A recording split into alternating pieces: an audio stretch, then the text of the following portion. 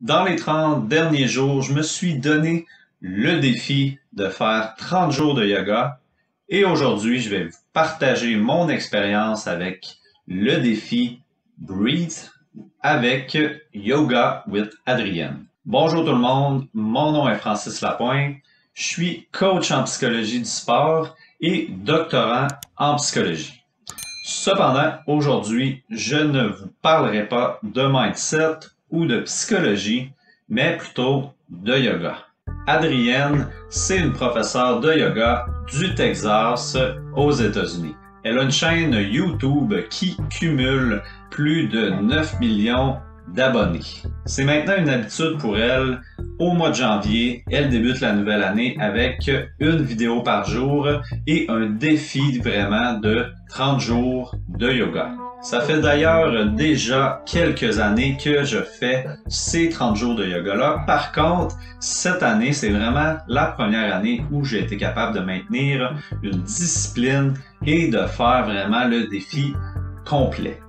Les autres années précédentes, il m'arrivait souvent de soit sauter une journée ou de déborder sur le mois de février. Alors dans cette vidéo, je vais vous parler de mon expérience personnelle avec ce défi-là de 30 jours et j'espère que vous allez aimer ça. Chaque année, quand Adrienne présente son nouveau défi, il y a toujours un thème et cette année, c'était la respiration.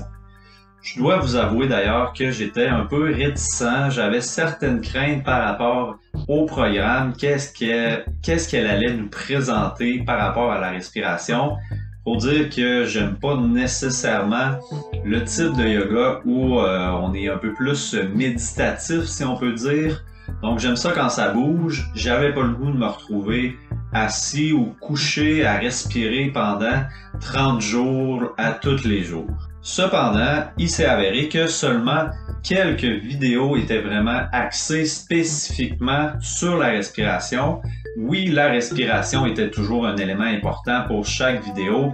Cependant, il n'y avait pas toujours des techniques de respiration dans chacun de ceux-ci. Donc, ça a bien fait mon bonheur. Cependant, ça m'a aussi permis de découvrir que la respiration est effectivement un élément très important dans notre quotidien. Je vous explique, les journées qui étaient axées sur la respiration, j'ai découvert qu'il y avait effectivement des bienfaits à bien respirer. Donc, par exemple, des techniques de 4 secondes d'inspiration, 4 secondes d'expiration.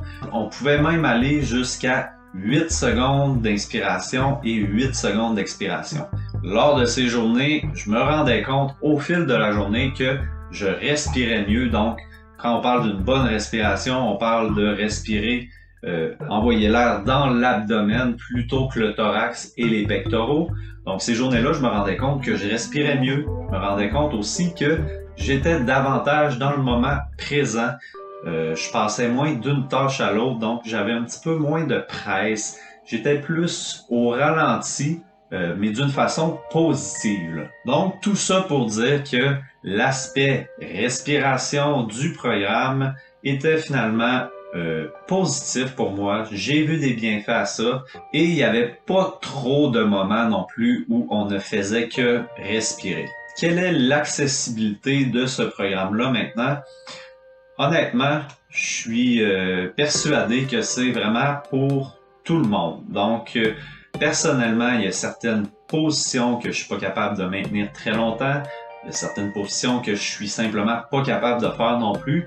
Et il n'y avait pas vraiment de ces positions-là durant le programme. Et même s'il y en avait eu, Adrienne propose tout le temps des alternatives. Elle amène tout le temps l'importance d'écouter son corps, d'accepter où on est dans le moment présent. Donc, peu importe votre force, votre souplesse, votre poids sur la balance, honnêtement, je pense que c'est absolument pour tout le monde. D'ailleurs, j'aimerais ajouter que si vous voulez commencer une pratique de yoga, vous n'êtes pas obligé de faire vraiment le 30 jours à chaque jour. Donc, de faire vraiment le programme comme il est conçu. Donc, si vous passez de 0 jours de yoga à vouloir faire 30 jours, ça risque d'être difficile. Donc, je vous proposerais plutôt Vous pouvez faire le programme de 30 jours d'Adrienne, mais écoutez votre besoin. Donc, si vous voulez passer une journée, il n'y a pas de problème. Si vous voulez faire des vidéos de 15 minutes puis arrêter en plein milieu de la vidéo, allez-y comme ça. L'important, c'est d'incorporer tranquillement une nouvelle habitude. Et comme je vous le disais plus tôt dans la vidéo, c'est ce que je fais depuis plusieurs années. Donc, je pratique le yoga depuis quand même un bon moment. Par contre, ça n'a jamais été vraiment bien ancré dans ma routine à chaque jour. Et là, c'était la première fois que je le faisais. Et j'ai été capable, justement, étant donné tout le bagage là, que j'ai acquis, et que c'est une habitude qui est vraiment de plus en plus ancrée pour moi. Pour ce qui est des bienfaits que j'ai ressentis en faisant ce défi-là, eh bien, tout d'abord, petite anecdote, ce matin, je faisais mon yoga. On est le 2 février au moment où j'enregistre cette vidéo et j'ai décidé de continuer vraiment ma pratique quotidienne. On va voir où ça me mène, mais j'aimerais ça continuer le mois de février, en faire tous les jours. Tout ça pour dire que ce matin, je faisais une certaine position qui pour moi était très inconfortable habituellement, que je ressemblais aucunement à la prof de yoga, à Adrienne, quand je la faisais normalement. Mais ce matin, à ma grande surprise, j'étais capable de tenir cette position, c'était pas trop inconfortable, puis ça ressemblait à ce que ça devrait être. J'ai réalisé en fait ce matin que les bienfaits là, au niveau de la souplesse, de la mobilité, il semble y en avoir. Par contre, comme je le disais, je pratique le yoga quand même depuis plusieurs années. Ce bagage-là aussi s'est accumulé.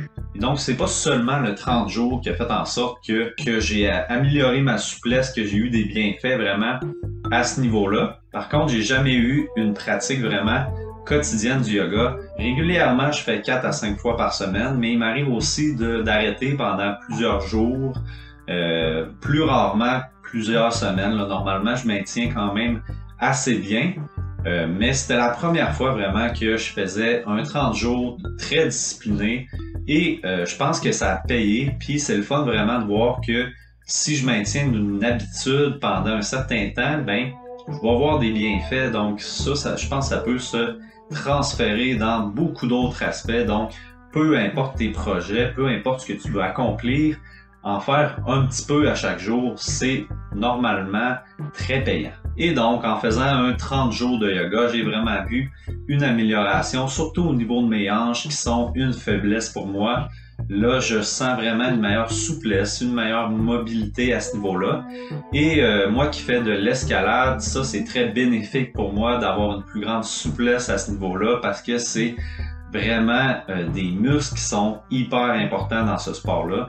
Donc, je suis très content là, de cette amélioration et d'ailleurs, j'ai très hâte de pouvoir tester ça, voir dans les centres d'entraînement, dans les centres d'escalade, comment que ça va se manifester. Cependant, on est en ce moment en confinement avec un couvre-feu au Québec et les centres d'escalade sont fermés. Donc, j'espère que ça va rouvrir bientôt. Et j'aimerais d'ailleurs ajouter que si tu fais du sport, ben le yoga, il y a des bienfaits physiques, oui, mais aussi il y a des effets sur l'aspect mental, un peu comme je disais précédemment, sur la capacité à être dans le moment présent, sur la gestion du stress aussi, qui est un aspect très important, peu importe le sport que tu fais. Ça permet aussi d'être davantage conscient de son corps, d'être davantage dans son corps.